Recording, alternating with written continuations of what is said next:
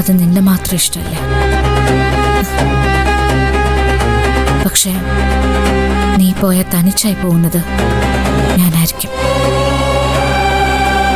ഈ വീട്ടില് ഞാൻ ഒറ്റയ്ക്കായി പോവും. എനിക്കാരും ഇല്ലാതായി പോവും. ചേച്ചി, വിരോധമല്ലെങ്കിൽ കുറച്ചു ദിവസം ഇവിടെ നിന്നൂടെ? അപേക്ഷ.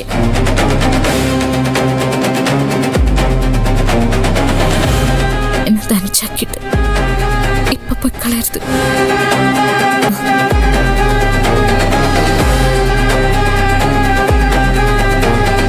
നീ ഇപ്പൊ തൊട്ടപ്പോ നിത്യ തൊട്ടതുപോലെ എനിക്ക് തോന്നി.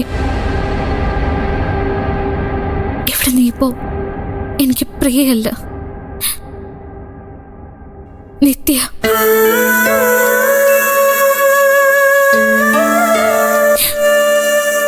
ആ ഒരു സ്നേഹം ഉള്ളിലുള്ളതുകൊണ്ട് പറയാൻ. എന്റെ കൂടെ നിന്നൂടെ കുറച്ചു നാളത്തേക്കെങ്കിലും? ഉണ്ടാവും. ഞാൻ ഇവിടെ തന്നെ ഉണ്ടാവും. ചേച്ചി വിഷമിക്കണ്ട.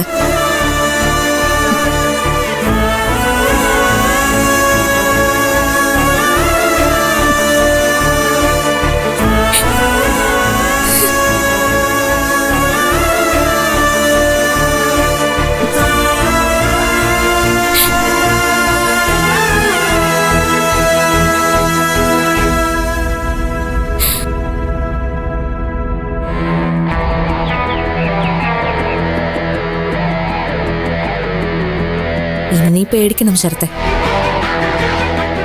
കാര്യങ്ങളുടെ പോക്ക് ഇങ്ങനെയൊക്കെ ആണെങ്കിൽ അധികം വൈകാതെ നീ ഈ വീട്ടിൽ നിന്ന് തെറിക്കും. ഞാനും ഈ വീട്ടിൽ എന്താ സംശയം? അമ്മ പോലും ഇപ്പൊ ദേവികയുടെ കൂടെയാ. ഡ്രസ്സിന്റെ പ്രശ്നത്തിൽ അമ്മ അങ്ങനെ പറഞ്ഞെന്ന് കരുതി എല്ലാ കാര്യത്തിലും അങ്ങനെ തെറ്റിദ്ധരിക്കണ്ട. അമ്മയുടെ മനസ്സേ എന്റെ ഒപ്പം തന്നെ. അതൊക്കെ മാറാൻ എത്ര സമയം വേണം? പണ്ടായിരുന്നെങ്കിൽ നിത്യ കെട്ടാൻ പോണ ആളെന്നൊരു പരിഗണനെങ്കിലും ഉണ്ടായിരുന്നു. ഇപ്പൊ അതില്ലല്ലോ. വക്കീല് കണ്ടോ? തെറിക്കാൻ പോകുന്നത് ഞാനായിരിക്കത്തില്ല, ദേവികയായിരിക്കും. നിത്യ മരിച്ചത് എങ്ങനെയാണെന്നാ എല്ലാവരും വിചാരം. അതിന് കാരണക്കാരി ദേവികയാണെന്ന് ഞാൻ അങ്ങ് സ്ഥാപിക്കും. എങ്ങനെയെന്നാ സ്വത്ത് മുഴുവനും ദേവിക്ക് കൊടുത്തിന്റെ നിരാശയില നിത്യ ഇത് ചെയ്തതെന്ന് ഞാൻ അങ്ങ് സ്ഥാപിക്കും. അത് ഞാൻ പരമാവധി പ്രചരിപ്പിക്കും. അത് സത്യമാണെന്ന് അമ്മയ്ക്കും മുത്തശ്ശിക്കും തോന്നും. പിന്നെ അവര് ദേവിയുടെ കൂടെ നിൽക്കുവോ? നിക്കില്ലെന്ന് മാത്രമല്ല, അവളെ എവിടുന്ന് അടിച്ചേർക്കുകയും ചെയ്യും. അതോടെ എല്ലാം ഇട്ടെറിഞ്ഞ് ദേവിക്ക് ഇവിടുന്ന് പോകേണ്ടി വരും. അല്ല, വീട് അവളുടെ പേരിലല്ലേ? അത് തിരിച്ചെടുക്കാൻ അച്ഛൻ വിചാരിച്ചാൽ സാധിക്കില്ലേ? 3 വർഷം കഴിഞ്ഞാൽ മാത്രമേ ദേവിക്ക് ഈ വീട് ക്രയവിക്രയം ചെയ്യാനുള്ള അവകാശം കൈവരൂ. എന്തിനാ അങ്ങനെ ഒരു ക്ലോസ് വെച്ചത്? ആ ക്ലോസ് പിടിച്ച് നമ്മൾ ആധാരം തിരിച്ചെടുക്കാനുള്ള വഴി നോക്കും. പിന്നുള്ളത് ജോലിയാ.